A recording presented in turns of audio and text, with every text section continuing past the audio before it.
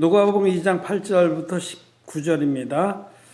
그 지경에 목자들이 밖에서 밤에 자기 양떼를 지키더니 주의 사자가 곁에 서고 주의 영광이 저희를 두루비치매 크게 무서워하는지라. 천사가 이르되 무서워 말라. 보라, 내가 온 백성에게 미칠 큰 기쁨의 좋은 소식을 너에게 전하노라. 오늘날 다윗의 너희를 위하여 구주가 나셨으니 곧 그리스도 주시니라. 너희가 가서 강보에 쌓여 구에 누인 아기를 보리니 이것이 너에게 표적이니라 하더니 호련히 허다한 천군이 그 천사와 함께 있어 하나님을 찬송하여 가로되 지극히 높은 곳에서는 하나님께 영광이요 땅에서는 기뻐하심을 입은 사람들 중에 평화로다 하니라.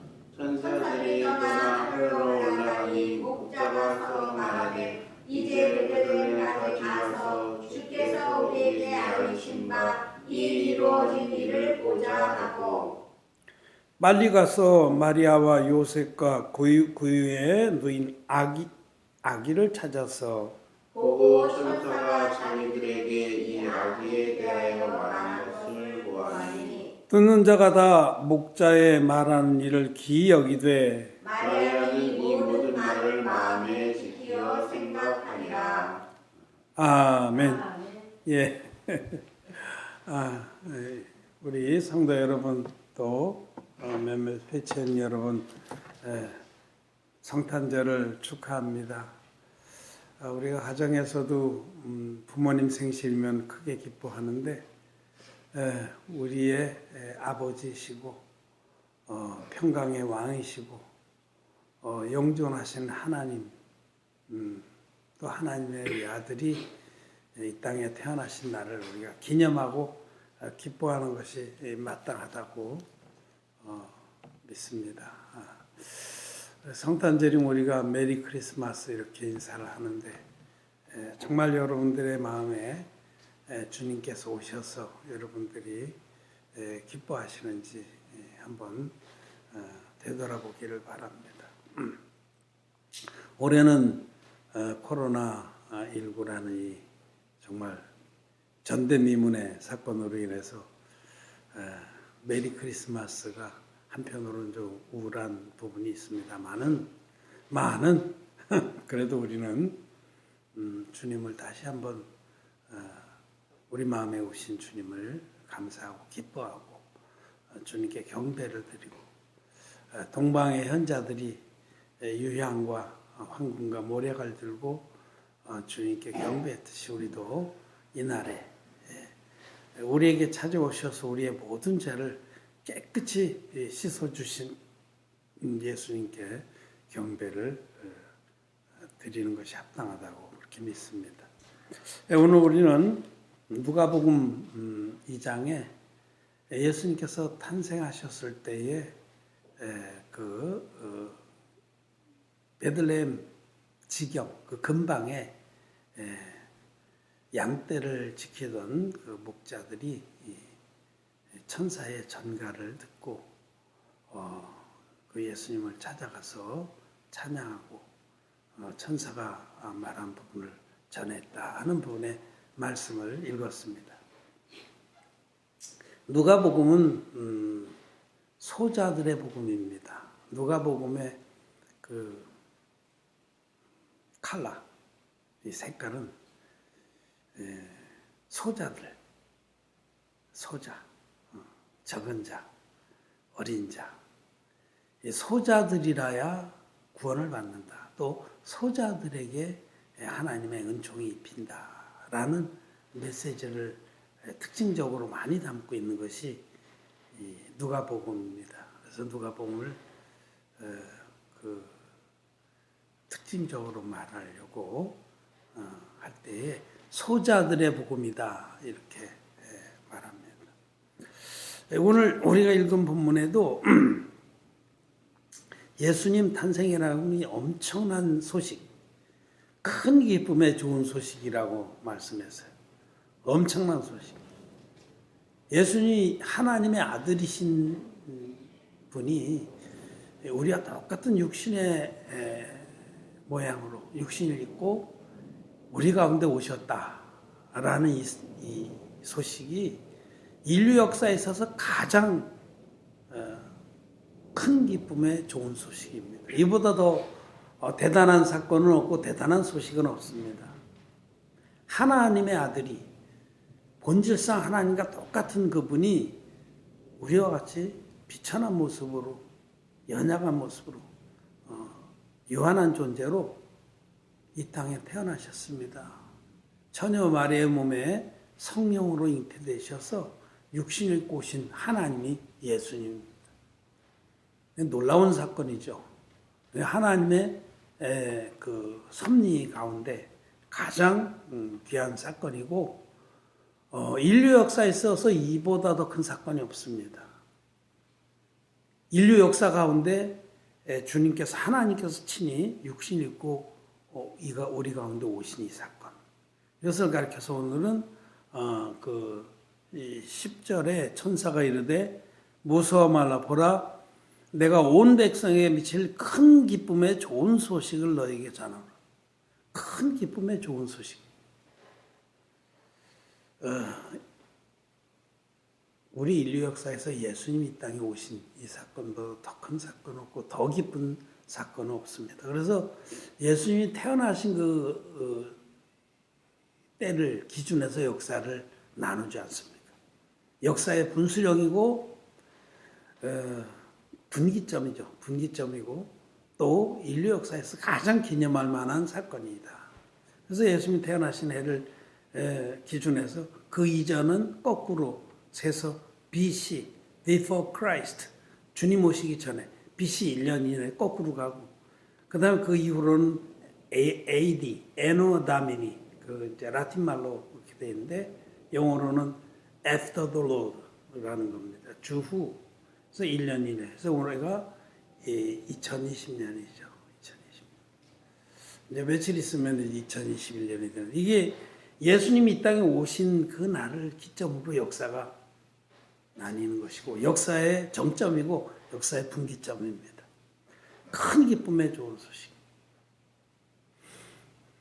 인류 역사에 있어서도 예수님이 이 땅에 오신 것이 가장 큰 사건이고 큰 기쁜 소식이라면 우리 개인사에 있어서도 그렇습니다. 우리 개인사에 있어서도 예수 그리스도께서 우리 마음에 들어오신 그 사건이 우리 인생의 정점이고 우리 인생의 분기점이고 우리 인생에 소망이 생기기 시작한 시점입니다.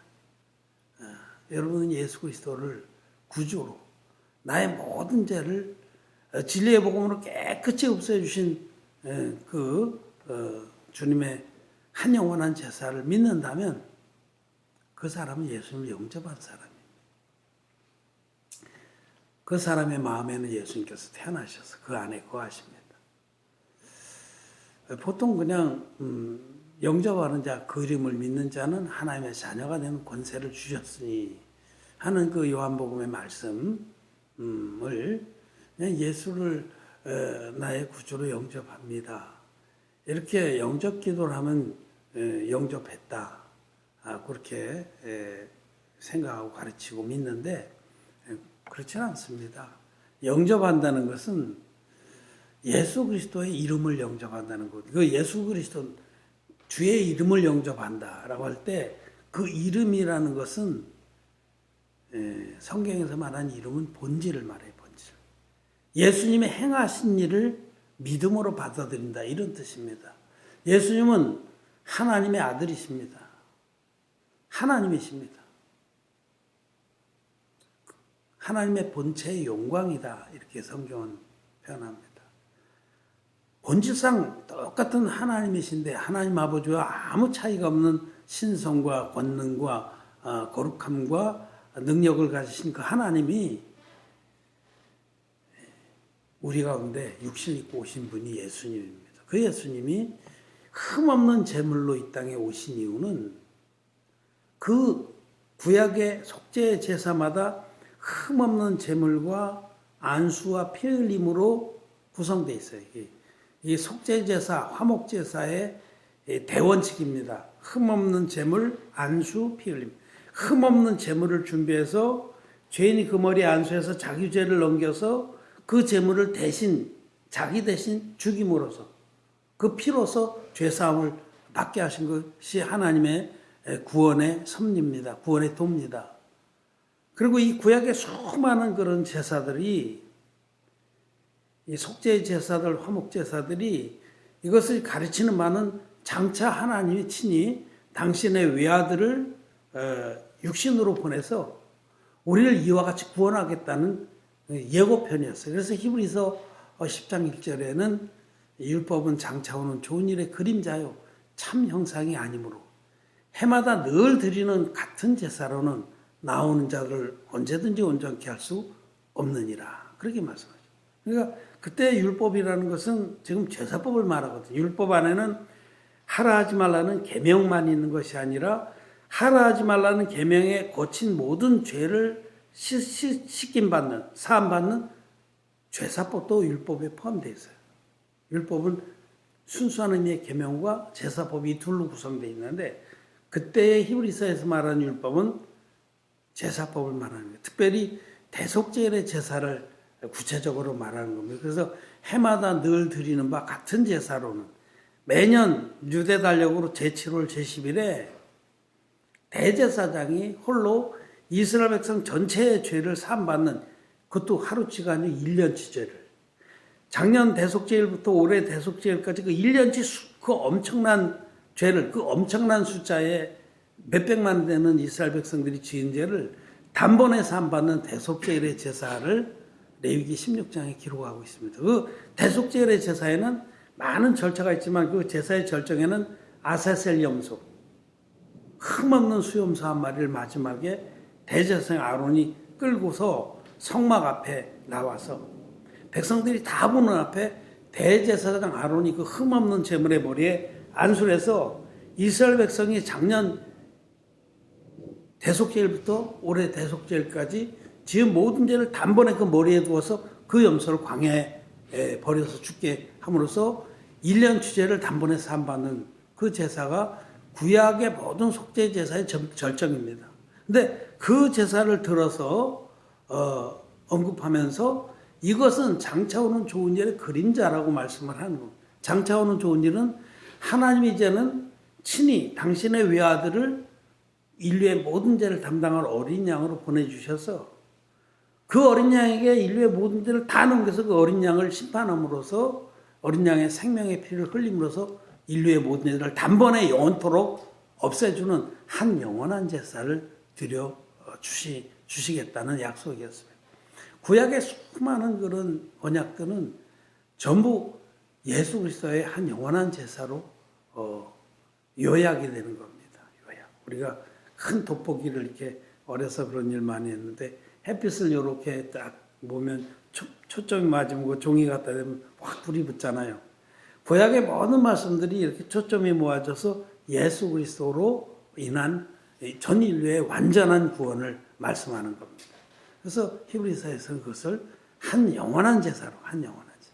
예수님이 하나님이신데 육신을 입고 이 땅에 태어나셔서 30살이 됐을 때 그때에 인류의 대표적인 세례요한에게 대속죄일의 제사를 드려줬던 아론의 후손인 세례요한에게 안수의 형식으로 세례를 받습니다. 이 사건, 흠없는 제물로 오신 예수님이 안수의 형식으로 받은 세례로 이 세례로 인류의 대표자가 안수했기 때문에 전 인류가 같이 안수한 거예요. 세례요한 안에서. 그래서 전 인류의 우리 모든 인류, 나와 여러분들 포함한 전 인류의 죄 화물이 그때 예수님께 넘어갔어요. 그래서 세례받은 이튿날 요한복음 1장 29절에서는 이튿날 요한이 예수께서 자기에게 나오심을 보고 가로되 보라 세상 죄를 지고 가는 하나님의 어린 양이로다. 흠없는 어린 양으로 오신 예수님이 세례를 받음으로 이제는 인류의 모든 죄가 예수님께 다 넘어가서 예수님이 세상 죄를 짊어지고 십자가에 가셔서 당신의 몸으로 당신의 생명으로 그 안에 거룩하신 당신의 보혈로 죄값을 다 지불하시고 마지막에 다 이뤘다 하시고 크게 외치신 후에 돌아가셨습니다. 그리고 셋째 날에 부활하셔서 하나님 보좌로 다시 올라가셨어요. 하나님께로부터 오셔서 세례를 받으시고 십자가에 피 흘려 돌아가시고 부활하셔서 다시 하나님께로 돌아가신 하나님 아버지께로 이 일련의 이 의로운 주님의 사역을 로마서에서는 의의 한 행동이라고 말씀하는 거죠. 예수님의 그 의의 한 행동으로 말미암아 우리들이 예수님이 행하신 그 놀라운 구속의 사역, 실제로 우리 죄를 담당해서 실제로 없애주신 그 구원의 능력을 믿는 자는 값없이 죄사함을 받고 결코 정죄함이 없는 의인이 됩니다. 그래서 로마서 8장 1절에 그러므로 이제 그리스도 예수 안에 있는 자는 결코 정죄함이 없는 예수님이 행하신 일을 말씀 그대로 믿는 자는 죄가 없습니다. 너무 예수님이 세례로 다 담당해서 십자가에서 다 갚아주셨기 때문에 다 이뤘다 하시고 우리를 죄에서 구원했기 때문에 물과 피로 임하신 예수님 믿는 자는 결코 정죄함이 없는 겁니다. 히브리서의 기자는 죄와 상관없이 다시 오실 주님을 기다리게 됐다 이렇게 말씀하죠. 9장에서. 죄와 상관이 없어요. 왜냐하면 죄는 주님이 다 가져가셔서 완벽하게 없애주셨기 때문에. 하나님 말씀을 믿는 자들은 온전히 믿는 자는 그렇게 물과 피로 임하신 예수님을 믿는 자, 그 이름을 믿는 자는 예수님을 영접한 자고 예수님께서 그 사람 마음 안에 태어난 자입니다. 성탄절을 맞이해서 2020년 전경에 유대 땅 베들레헴에서 예수님이 태어나셨는데 그 예수님이 내 마음에 태어나셨느냐 그것이 매우 중요합니다. 예수님이 내 마음에 태어났느냐 예수님 내 마음에 구주로 나의 모든 죄를 지금까지 지은 죄뿐만 아니라 앞으로 지을 죄까지도 세례로 다 담당해서 세상 죄를 지고 가는 하나님의 어린 양이 되셨고 십자가에서 다 이뤘다 하기까지 그 보혈로서 그 죄값을 지불해 주셨다라고 믿는 자의 마음에는 예수님께서 태어나셔서 항상 함께 하시고 천국 가는 그날까지 지켜주십니다. 이것이 복음입니다. 복음. 이걸 복음이라고 해요. 예수님은 피로만 우리를 구원하신 것이 아니라 물과 피로 우리를 구원하셨다라고 사도 요한은 그래서 말씀을 하는 겁니다.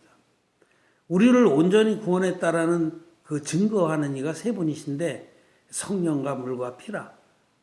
또한 이 셋이 합하여 하나니라. 성령의 증거. 예수님은 하나님이시다. 거룩한 제물로 오신 하나님의 어린 양이다. 성령의 증거는. 물의 증거는 요단강물에서 세례를 받을 때 내 모든 죄가 인류의 모든 죄가 주님께 다 넘어갔다. 피의 증거는 십자가로 지고 가신 우리의 모든 죄를 십자가로 지고 가신 주님께서 십자가에 달려서 6시간 동안 피를 흘리시고 절규하시다가 마지막에 다 이뤘다 하고 크게 외치고 돌아가심으로 우리의 모든 죄를 세례로 담당하신 우리의 모든 죄를 깨끗이 완불해 주셔서 우리에게 죄가 없게 하셨다. 라는 것이 여러분 물과 피와 성령의 증거고 이 셋이 합하여 하나라는 것은 이 셋 중에 어느 하나로 빼면 온전치가 않은 복음이다. 그런 뜻입니다. 근데 여러분 많은 이들이 물의 증거를 빼놓고 예수 믿죠. 완전한 복음이 아니에요. 온전한 복음은 물과 피와 성령의 증거를 다 가지고 있는 복음입니다. 이것이 진리의 원형 복음이에요. 사도들은 이 복음을 전했어요. 사도 요한이나 사도 바울이나 누구든지 예수 그리스도 합하여 세례를 받는 자는 그리스도로 옷 입었느니라 그렇게 전했습니다. 자, 오늘은 이제 성탄절이어서 이제 오늘 본문에서 성탄의 관계에 대해서 조금 더 말씀을 나누겠습니다. 예수님이 태어나셨을 때 정말 기이한 그 모습으로 오셨습니다. 예수님이 첫날을 이 땅에서 보내실 때에 하나님이신 그분이 처녀의 마리아의 태를 빌려서 육신 입고 오셨는데 태어나실 때에 사관에 여인숙에 있을 곳이 없어서 급히 막 산통이 오니까 마구간에서 태어나셨어요.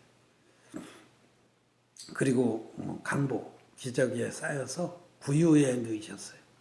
인류 중에서 그렇게 태어난 사람 아무도 없을 겁니다. 정말 가장 높은 분이 지극히 높으신 분이 감히 그분의 이름도 부를 수 없는 그런 높으신 분이 가장 낮은 모습으로 오셨어요. 그래서 이제 그 천사들이 이 소식을 전할 때 누구에게 가장 먼저 전했느냐? 누가복음의 사가는 누가는 그 지경에 밤에 들에 거하면서 양을 치던 그런 목자들이 제일 먼저 그 소식을 들었다. 큰 기쁨의 좋은 소식을 들었다. 자, 그 큰 기쁨의 좋은 소식을 누가 먼저 들었느냐? 여러분, 그때 예루살렘 그 성 안에는 뭐 호적 조사하러 많은 사람이 몰려서 시끌벅적했습니다. 사람들이 모이면요, 사람들이 많이 모이면 우리 무슨 축제나 장터나 이렇게 가면은 사람들이 몰려서 먹는 일. 우선 그게 우리 5일장에도 제가 한 번씩 가보면 이렇게 어디 제일 많이 몰려 있냐면 그 호떡 팔고 오뎅, 어묵 팔고 뭐 이렇게 먹는 거기 많이 몰려서 줄 서서 기다려. 먹는 일, 그 다음에 이제 야바이꾼, 투전 하는데 막 몰려 있어요. 사람들이 많이 모이면 그런 현상들이 있죠.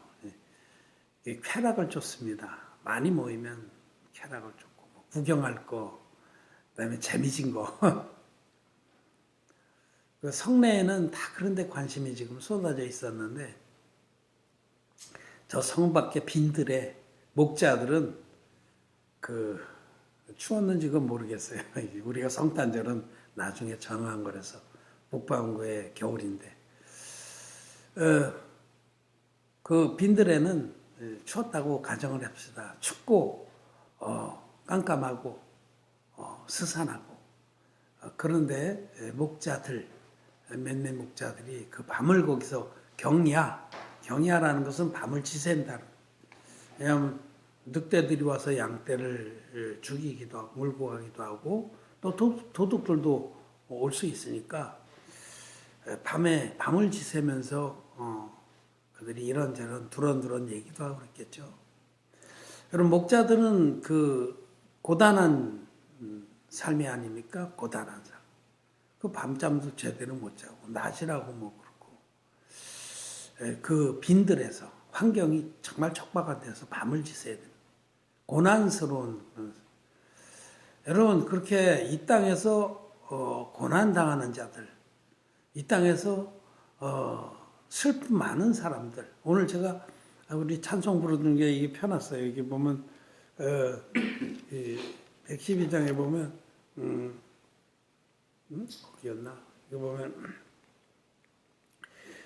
이 슬픈 많은 세상에 큰 위로 넘치니 이런 말씀도 있고 3절에 보면 이 괴로움 많은 세상에 짐지고 가는데 이 괴로움 많은 세상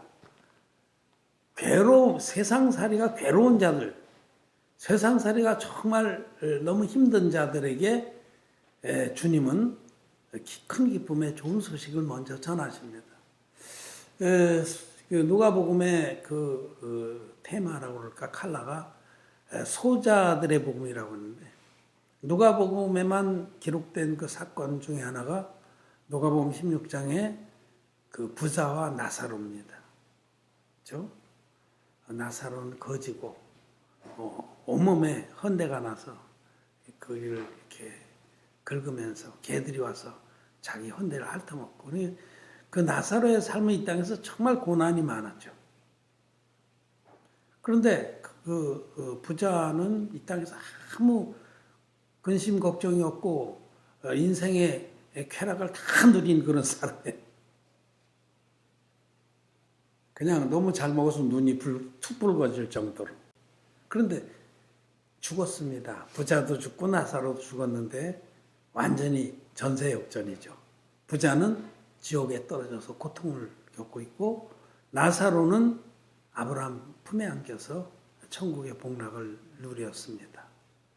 바로 그것이 누가복음에서 이제 말씀하는 그 교훈인데 소자들이라야 구원을 받는다는 겁니다. 이 땅에서 자기가 얼마나 부족하고 악하고 아무 소망이 없는 자인지 그런 자가 소자거든요. 심령이 가난한 자이고 마태복음 5장에는 심령이 가난한 자는 복이 있나니 천국이 저희 것이요. 자기가 얼마나 부족한지를 아는 자. 고난을 많이 겪으면서 정말 자기가 얼마나 아무짝에도 쓸모없는 자인지, 이 땅에는 아무 소망이 없는 자인지, 그리고 하나님의 그 나라를, 하나님의 은혜를 간절히 사모하는 자들이 바로 소자들입니다. 자기의 부족과 악함과 또 연약함을 깊이 깨달은 자들이 소자들입니다. 지금 이 빈들에 경야하면서 밤을 지내면서 양들을 치던 이 사람들이 바로 소자들이에요. 이들은 이 땅에서도 천대를 받고 따뜻한 저녁 한 끼도 먹지 못하고 괴로움 많은 세상을 살던 자들. 그들은 정말 깜깜한 그 빈들에서 그 먼 하늘에 빛나는 별들을 바라보면서 영혼을 사모하고 또 하나님의 은혜를 간절히 구했던, 이 땅에 고난 많은 세상이 끝나서 약속하신 그 천국의 안식에 들어가기를 더욱더 날마다 더욱더 간절히 사모했던 자들이라는 겁니다. 그런 자들에게 큰 기쁨의 좋은 소식이 먼저 전파됐다라고 말씀을 합니다. 이 땅에서 만족하는 사람들은 큰 기쁨의 좋은 소식을 별로 큰 기쁨으로 안 여깁니다. 요한복음 4장에는 어떤 사마리아 여인의 말씀이 나오는데, 거기 그 사마리아 여인이 예수님을 만났습니다. 그 여인은 5 남자들하고 살아봤지만 이건 다 아니다. 지금 살고 있는 남편도 네 남편이 아니다. 이렇게 예수님께서 말씀하셨듯이, 사람들은 이 땅에서 내가 이것만 있으면 행복하겠다 하고 그 추구하는 것이 바로 남편입니다. 어떤 사람은 돈을 남편으로 삼고, 그래서 여자들이 결혼을 왜 해요? 내가 이 남자하고 결혼하는데 진짜 행복하겠구나. 그래서 결혼하는 거 아니에요? 그렇듯이 돈하고 내가 살면은 행복하겠다. 권력하고 살면 행복하겠다. 명예하고 살면 행복하겠다. 또는 쾌락하고 살면 행복하겠다. 다 아니었습니다. 내 남편을 맞았었는데 다 아니고, 지금 5번째도 맞았는데 그것도 자기 남편이 아니에요. 이 보통 이렇게 이 땅에서 다 헤매다가 마지막으로 얻는 남편이 종교의 남편이죠. 요 종교를 믿어보면 내가 행복하겠다. 근데 여러분, 종교에는 구원이 없습니다. 종교를 한마디로 정의하면 인간의 의를 극대화시켜서 하나님께 인정을 받으려고 하는 그런 행위 유형을 종교라고 합니다. 불교나 유교나 다 인간의 의를 극대화시켜서 구원을 받고 해탈하고 신에게 인정을 받고자 하는 거 아니에요. 근데 기독교조차도 자기의 의를 들고 나가는 그런 방향으로 간다는 건 종교에 불과합니다. 가인같이 하지 말라. 가인이 땅의 소산으로 재물을 삼아서 여호와께 드렸다. 그러지 않습니까? 어쨌든 이런 모든 남편들이 정말 자기에게 만족을 줄 수 없다는 걸 깨달은 그 사마리아 여자가 예수님을 만나는 거죠. 이 땅에서는 어느 무엇도 나를 만족시켜 줄 수 없다. 남편 없는 자의 자녀가 남편 있는 자의 자녀보다 많으리라 하신 말씀도 그 뜻입니다. 이 땅에 어떤 것도 남편으로 삼지 못하는, 정말 빈들에서 경외하는 그 목자들과 같이 마음이 이 땅에는 아무 소망도 없이 하나님만 바라는 그런 자들이 큰 기쁨의 좋은 소식을 먼저 듣게 되고 그 기쁨의 소식의 증거자들이 되는 것입니다.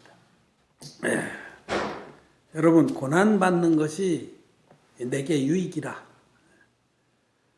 참 믿음의 눈으로는 분명히 그렇습니다. 야고보서 1장 2절에도 내 형제들아 여러 가지 시험을 당하거든 온전히 기쁘게 여기라.